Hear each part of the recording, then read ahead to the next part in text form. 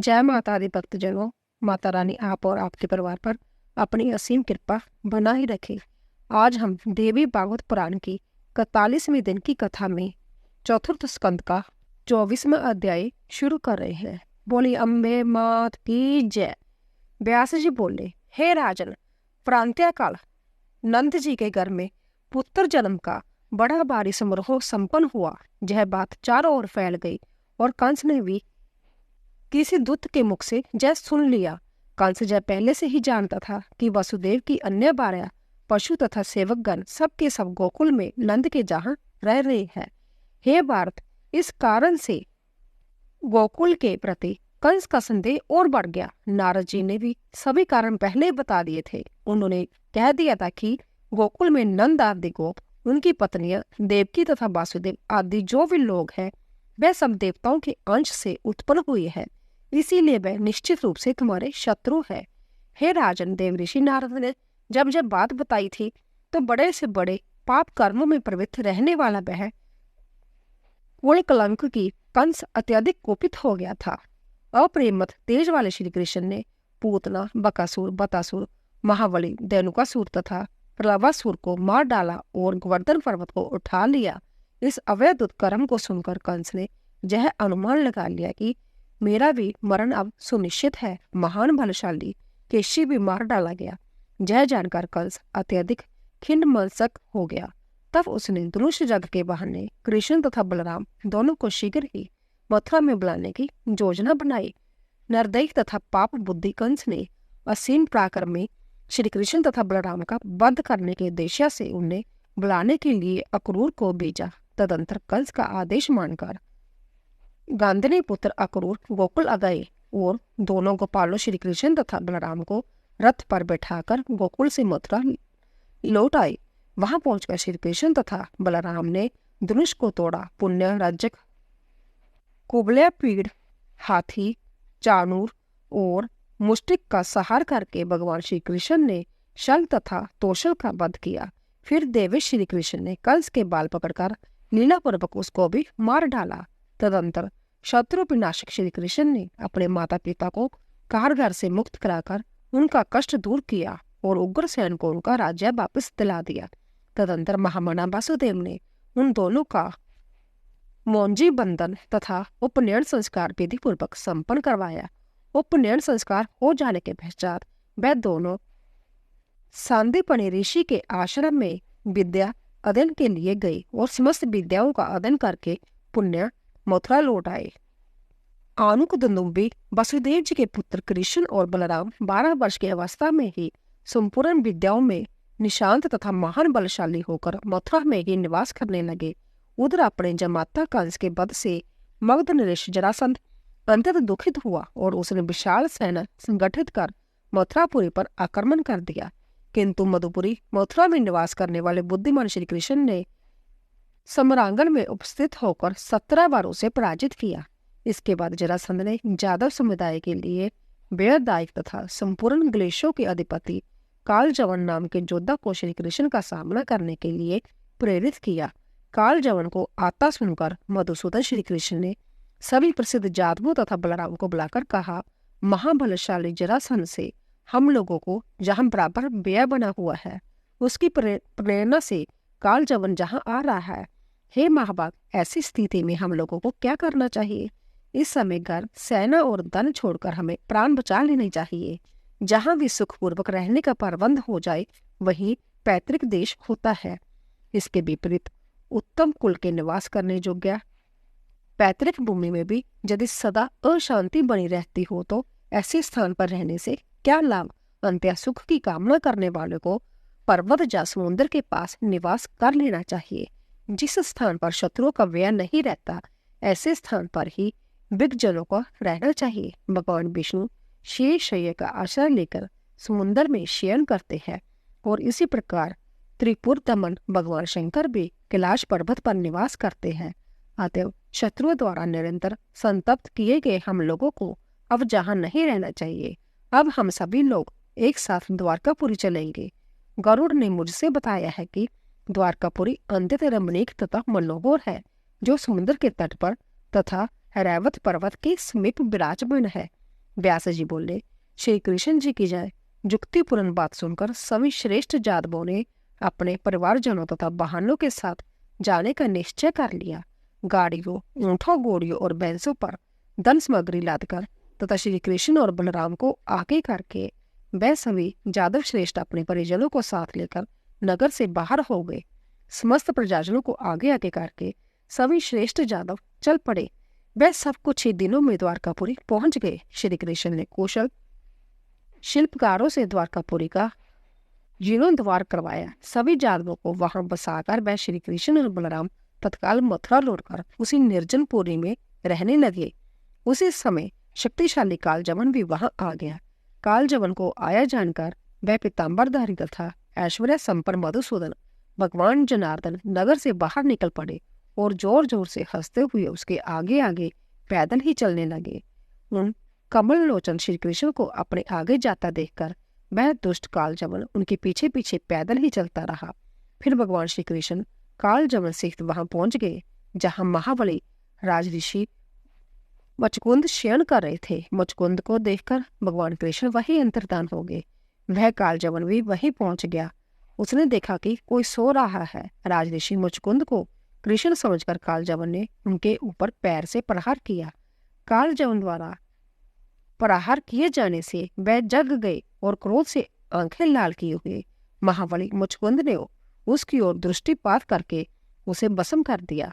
उसे जलाने के बाद मुचकुंद ने अपने समक्ष कमल नयन भगवान श्री कृष्ण को उपस्थित देखा। तदंतर देवादिदेव वासुदेव को प्रणाम करके वे वन की ओर प्रस्थान कर गए। भगवान श्री कृष्ण भी बलराम को साथ लेकर द्वारकापुरी चले गए। इस प्रकार उग्रसेन को पुण्य राजा बनाकर वह इच्छा पूर्वक विहार करने लगे। इसके बाद शिशुपाल के साथ रुक्मिणी के सुनिश्चित किए गए विवाह हेतु आयोजित स्वयंवर से भगवान श्री कृष्ण ने रुक्मिणी का हरण कर लिया और उसके साथ राक्षस विधि से विवाह कर लिया। फिर जाम्बवती, सत्यभामा, मित्रविंदा, कालिंदी, लक्ष्मण, भद्रा तथा नागन जीते इन दिव्य सौंदर्यों को बारी बारी से आकर श्री कृष्ण ने उनके साथ भी पानी ग्रहण किया। हे भोपाल, श्री कृष्ण की जय परम सुंदर 8 पत्नियां थी। इनमें रुक्मिणी ने देखने में परम सुंदर पुत्र प्रद्युम्न को जन्म दिया। मधुसूदन भगवान श्री कृष्ण ने उस बालक के जातकर्म आदि संस्कार किए। महाबली शवरासुर ने प्रसव गृह से उस बालक का हरण कर लिया और उसे अपनी नगरी में ले जाकर मायावती को सौंप दिया। उधर अपने पुत्र का हरण देखकर शोक संतप्त वासुदेव श्री कृष्ण ने भक्ति भाव युक्त हृदय से उन भगवती जोगमाया की शरण ली जिन्होंने बत्रासुर आदि दैत्यों का लीला माता से वध कर दिया था। तदंतर भगवान विष्णु अंत्यत सार्गवित अक्षरों तथा वाक्यों से युक्त मंगलमय स्तवनों द्वारा जोगमाया का पुण्य स्मरण करने लगे। श्री कृष्ण बोले, हे माता, पूर्व काल में मेरे धर्मपुत्र नारायण के रूप में बद्रिका आश्रम में घोर तपस्या करके तथा पुष्प आदि से आपकी विधिवत पूजा करके आपको प्रसन्न किया था। हे जननी, क्या अपने प्रति मेरे उस भक्ति भाव को आपने विस्मृत कर दिया? किस कुत्सित हृदय वाले दुराचारी ने प्रसुगति ग्रह से मेरे पुत्र का हरण कर लिया, अथवा किसी ने मेरा अभिमान दूर करने के लिए कौतूहलवश जय प्रपंच रचा दिया। हे अम्बे, चाहे जो हो, किंतु आज अपने भक्तजन की लाज रखना आपका परमोचित कर्तव्य है। चारों ओर दुस्तर खाइयों से अति सुरक्षित मेरी नगरी है। उसमें भी मेरा भवन मध्य भाग में स्थित है और उस भवन के अंतपुर में प्रसूति गृह स्थित है जिसके दरवाजे बंद रहते हैं। फिर भी मेरे पुत्र का हरण हो गया, यह तो मेरे दोष के ही कारण हुआ। मैं द्वारकापुरी छोड़कर किसी अन्य नगर में नहीं गया और जादवगण भी वहां से कहीं नहीं गए थे। महान वीरों के द्वारा नगरी की पूर्ण सुरक्षा की गई थी। हे माता, इसमें तो मुझे आपकी ही माया का प्रत्यक्ष प्रभाव परिलक्षित हो रहा है, जिसकी प्रेरणा से किसी मायावी ने मेरे पुत्र का हरण कर लिया है। हे माता, जब मैं आपके अंतत गुप्त चरित्र को नहीं जान पाया, तो फिर मंद बुद्धि तथा अल्पज्ञ ऐसा कौन प्राणी होगा जो आपके चरित्र को जान सकता है? मेरे पुत्र का हरण करने वाला कहाँ चला गया, जिसे मेरे सैनिक देख तक नहीं पाए? हे अंबिके, जय आपकी ही रची हुई माया का प्रभाव है। आपके लिए जय कोई विचित्र बात नहीं है, क्योंकि मेरे प्रकट होने के पूर्व आपने अपनी माया के प्रभाव से माता देवकी के 5 महीने के गर्भ को खींचकर माता रोहिणी के गर्भ में स्थापित कर दिया था। वासुदेव जी कारागार में निरुद्ध थे। उनसे दूर रहते हुए पति परायणा माता रोहिणी ने संपर्क के बिना ही उसे जन्म दिया, जो हलधर नाम से प्रसिद्ध हुआ। हे अम्बे, आप सत्यम रज तथा तम, इन 3 गुणों के द्वारा जगत का सृजन पालन तथा सहार निरंतर करती रहती है। हे जननी, आपके पापनाशक चरित्र को कौन जान सकता है? वास्तविकता तो यही है कि यह संपूर्ण जगत प्रपंच आपके ही द्वारा विरचित है। आप पहले प्राणियों के समक्ष पुत्र जन्म से होने वाले असीम आनंद को उपस्थित करके पुण्य पुत्र वियोग जनित दुख का भार उनके ऊपर ला देते हैं। ऐसा प्रतीत होता है कि उन सुललित प्रपंचों की रचना करके आप अपना मनोरंजन करते हैं। यदि ऐसा ना होता तो पुत्र प्राप्ति जनित मेरा आनंद व्यर्थ क्यों होता? हे अमित प्रभाव वाली भगवती, इस बालक की माता कुररी पक्षी की भांति रो रही है। वह बेचारी सदा मेरे पास ही रहती है, जिसे देखकर मेरा दुख और भी बढ़ जाता है। हे माता, आप ही तो वह व्याधि से पीड़ित प्राणियों की एकमात्र शरण है। हे ललिते, आप उसका दुख क्यों नहीं समझ पाते? हे देवी, विद सज्जन कहते हैं कि पुत्र जन्म के अवसर पर सुख की कोई सीमा नहीं रहती तथा उसके नष्ट हो जाने पर दुख की भी कोई सीमा नहीं रहती। हे जननी, अब मैं क्या करूं? हे माता, अपने प्रथम पुत्र के विनष्ट हो जाने पर मेरा हृदय अब विदर्ण होता जा रहा है। मैं आपको प्रसन्न करने वाला अम्बा जग करूंगा, नवरात्र व्रत करूंगा और विधि विधान से आपका पूजन करूंगा, क्योंकि आप संपूर्ण दुखों का नाश करने वाली हैं। हे माता, यदि मेरा पुत्र जीवित हो तो आप मुझे शीघ्र उसे दिखा दीजिए, क्योंकि आप समस्त प्रकार के शोकों का शमन करने में समर्थ है। व्यास जी बोले, असाध्य से असाध्य कार्य को भी सहज भाव से कर सकने में समर्थ भगवान श्री कृष्ण के इस प्रकार स्तुति करने पर भगवती उन जगत गुरु वासुदेव के सामने प्रत्यक्ष प्रकट होकर बोली। श्री देवी बोली, हे देवेश, आप शोक न करें। जय आपका पूर्व जन्म का शाप है, उसी के परिणाम स्वरूप शंबरासुर आपके पुत्र का बलपूर्वक हरण कर लिया गया है।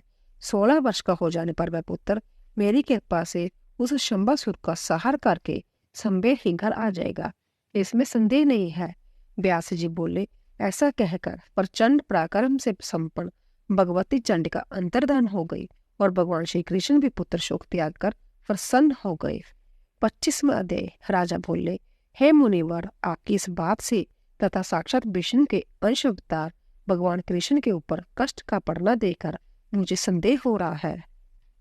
भगवान विष्णु के अंश से उत्पन्न श्री कृष्ण अपरिमित प्रताप से संपन्न थे, फिर भी भगवान के उस पुत्र का प्रसव ग्रह से हरण कैसे संभव हुआ? वह दैत्य शंबासुर चारों ओर से बलिबांति सुरक्षित रमणीय नगर के अंतत गुप्त स्थान में अवस्थित प्रसव ग्रह में प्रवेश करके उस बालक को कैसे उठा ले गया? यह बड़ी विचित्र तथा अवैध बात है कि भगवान श्री कृष्ण भी इसे नहीं जान पाए। हे सत्यवती नंदन, मेरे मन में इस बात को लेकर महान आश्चर्य उत्पन्न हो रहा है। हे ब्राह्मण, वहां द्वारकापुरी में वासुदेव श्री कृष्ण के विद्यमान रहते हुए भी प्रसूतिका ग्रह से बच्चे के हरण की जानकारी उन्हें नहीं हो सकी। मुझे इसका कारण बताइए। व्यास जी बोले, हे राजन, प्राणियों की बुद्धि को विमोहित कर देने वाली माया बड़ी बलवती होती है। यह शांभवी नाम से प्रसिद्ध है। संसार में कौन सा प्राणी है जो इस माया के प्रभाव से मोहित नहीं हो जाता?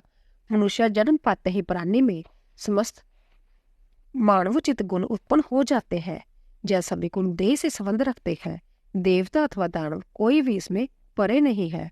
भूख, प्यास, निंद्रा, व्यय, तंद्रा, शोक, संदेह, हर्ष, अभिमान, बुढ़ापा, मृत्यु, अज्ञान, ग्लानि, बैर, ऐश्वर्य, पर दोष दृष्टि, मद और थकावट जय देह के साथ उत्पन्न होते हैं। हे राजन, जय बाब सभी पर अपना प्रभाव डालते हैं। जिस प्रकार श्री राम अपने समक्ष विचरणशील स्वर्ण मृग की वास्तविकता को नहीं जान पाए और वह सीता हरण तथा जटाजु मरण की घटना भी नहीं जान सके, श्री राम जय भी नहीं जान सके कि अभिषेक के दिन ही उन्हें वनवास होगा, और वह अपने वियोग जनित शोक से पिता की मृत्यु भी नहीं जान पाए। रावण के द्वारा बलपूर्वक हरि की सीता के संबंध में श्री राम कुछ भी नहीं जान सके थे और एक अज्ञानी पुरुष की भांति उन्हें खोजते हुए वन वन में भटकते रहे। तदंतर उन्होंने बलपूर्वक बाली का वध करके वानरों को अपना सहायक बनाकर सागर पर सेतु बांधा और पुण्य उस समुद्र को पार करके उन्होंने सभी दिशाओं में बड़े बड़े शूरवीर बानरों को भेजा। फिर संग्राम भूमि में रावण के साथ घोर युद्ध किया, जिसमें उन्हें महान कष्ट उठाना पड़ा। महाबली होते हुए भी श्री राम को नागपाश में बांधना पड़ा। बाद में गरुड़ की सहायता से रघुनंदन बंधन मुक्त हुए। श्री राम ने कोप करके समरभूमि में रावण, महाबली, कुंभकर्ण, मेघनाथ तथा निकुंभ का संहार किया।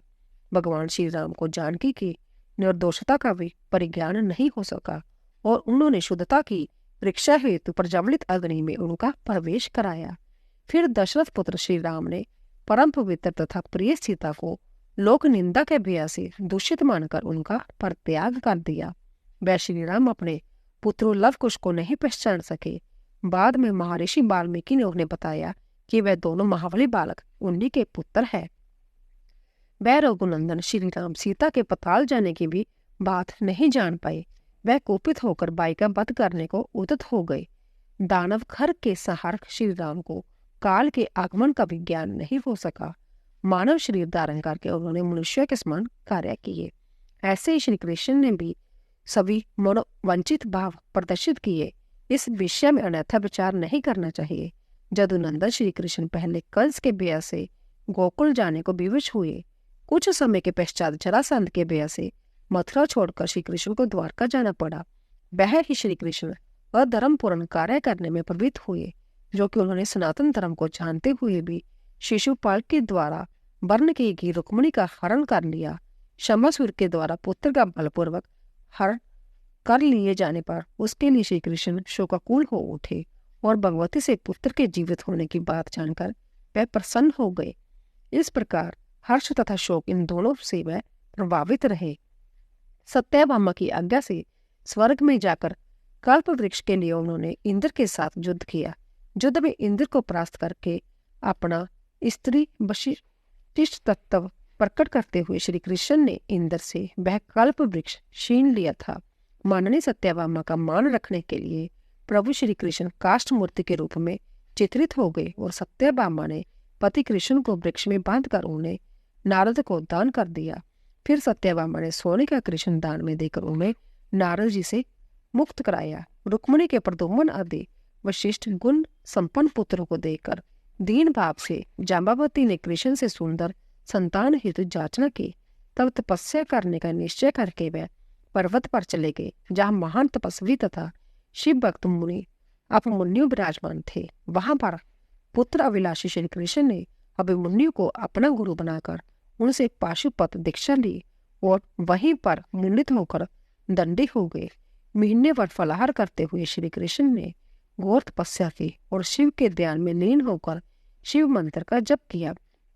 दूसरे महीने में केवल जल पीकर और एक पैर से खड़े होकर श्री कृष्ण ने कठोर तप किया। तीसरे महीने में वह बाजू बक्षण करते हुए पैर के अंगूठे के अग्र भाग पर स्थित रहे। फिर छठे महीने में भगवान रुद्र उनके भक्ति भाव से प्रसन्न हो गए और उन चंद्रकलाधारी भगवान शंकर ने पार्वती सहित उन्हें प्रत्यक्ष दर्शन दिया। वह नंदी बैल पर सवार होकर वहां आए थे और इंद्र आदि देवताओं से घिरे हुए थे। उस समय ब्रह्मा और विष्णु भी उनके साथ थे तथा साक्षात यक्ष और गंधर्व उनकी निरंतर सेवा कर रहे थे। उन वासुदेव श्री कृष्ण को संबोधित करते हुए शंकर जी ने कहा, हे कृष्ण, हे मामते, तुम्हारी इस कठोर तपस्या से मैं प्रसन्न हूँ। अंत्य हे जादव नंदन, तुम अपने वांछित मनोरथ बताओ, मैं उन्हें दूंगा। सभी मनोरथों को पूर्ण करने वाले मुझे शिव का दर्शन हो जाने पर कोई भी कामना शेष नहीं रह जाती। व्यास जी बोले, उन भगवान शंकर को प्रसन्न देखकर देवकी नंदन श्री कृष्ण प्रेम पूर्वक उनके चरणों में दंड की भांति गिर पड़े। तदंतर देवेश्वर सनातन श्री कृष्ण शंकर जी के सम्मुख खड़े होकर मेघ सदृश गंभीर वाणी में उनकी स्तुति करने लगे। श्री कृष्ण बोले, हे देवादिदेव जगन्नाथ, हे सभी प्राणियों के कष्ट के विनाशक, हे विश्वजोन्य, हे दैत्यमर्दन, हे त्रिलोक्य के कारक, आपको नमस्कार है। हे नीलकंठ, आपको नमस्कार है। आप त्रिशूलधारी हो, आपको बार बार नमस्कार है। दक्ष के जग का विध्वंस करने वाले आप पार्वती बल्लभ को हमारा नमस्कार है। हे सुब्रते, आपके दर्शन से मैंने धन्य तथा कृतकृत्य हो गया हूँ।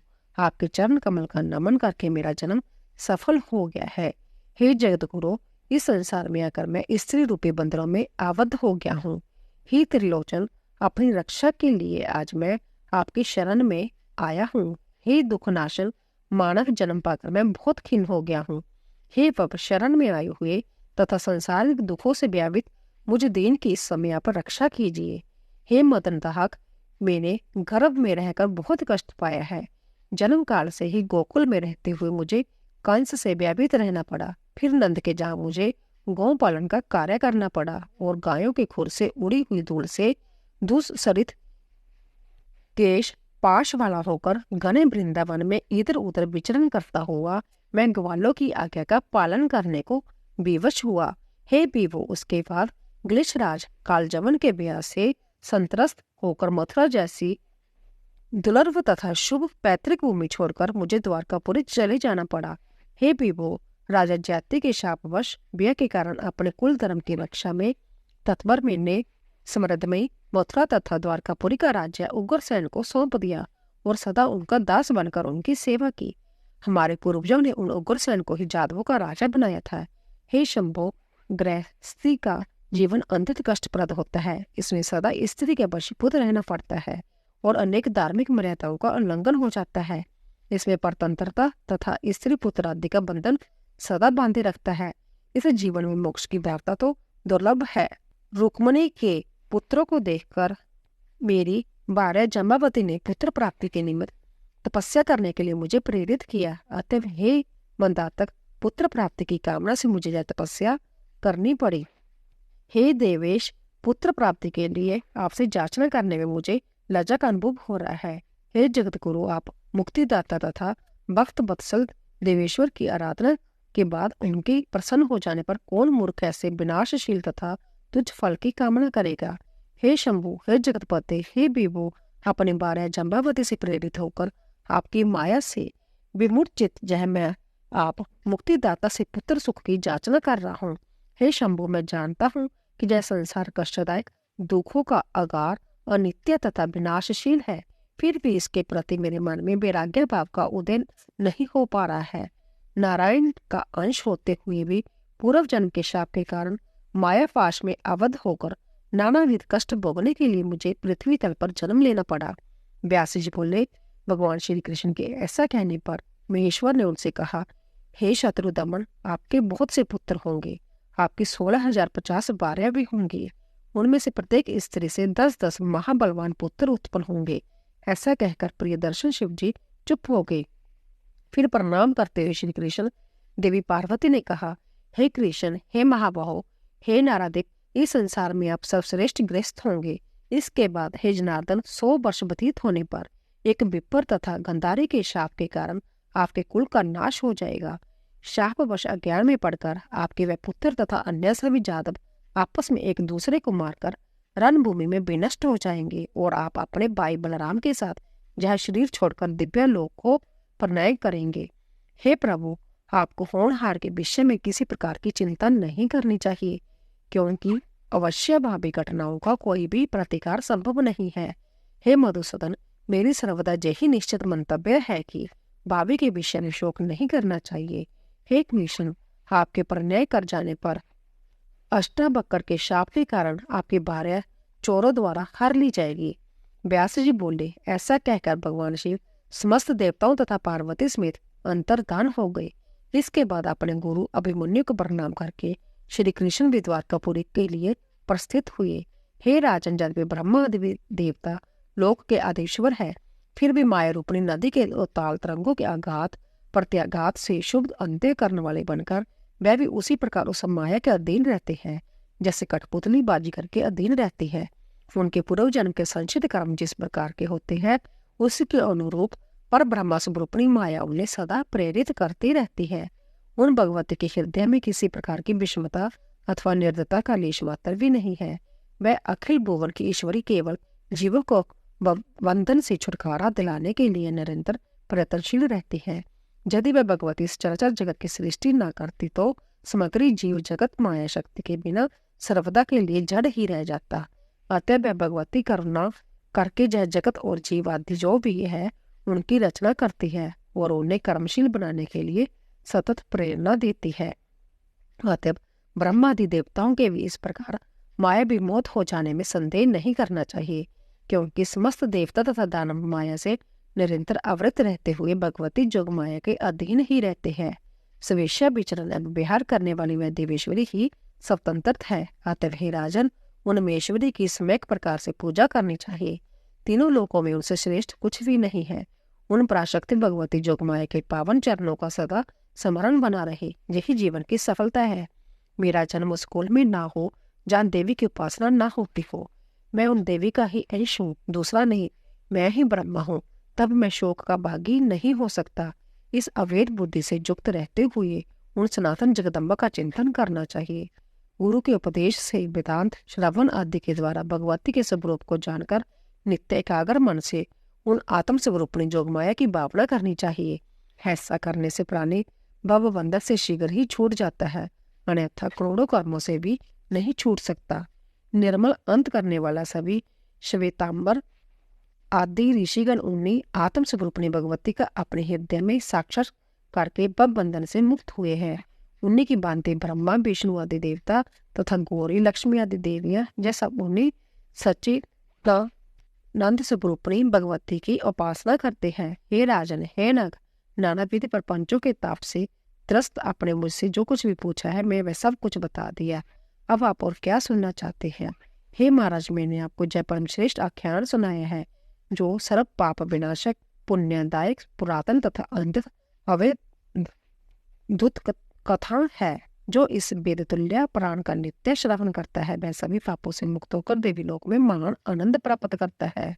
सूत जी बोले, हे मुनियो, मैंने व्यास जी द्वारा विस्तार पूर्वक कहे गए इस श्रीमद् देवी भागवत पुराण नाम का पंचम महापुराण को उनसे सुना था। तो दोस्तों, इसी तरह चतुर्थ स्कंद समाप्त हुआ। कल की कथा में हम छठा स्कंद शुरू करेंगे। बोलिए अम्बे मात की जय। तो दोस्तों, अगर आपको हमारी कथा पसंद आ रही हो, प्लीज जाने से पहले कमेंट बॉक्स में जय माता दी अवश्य लिखें। आप सभी का धन्यवाद।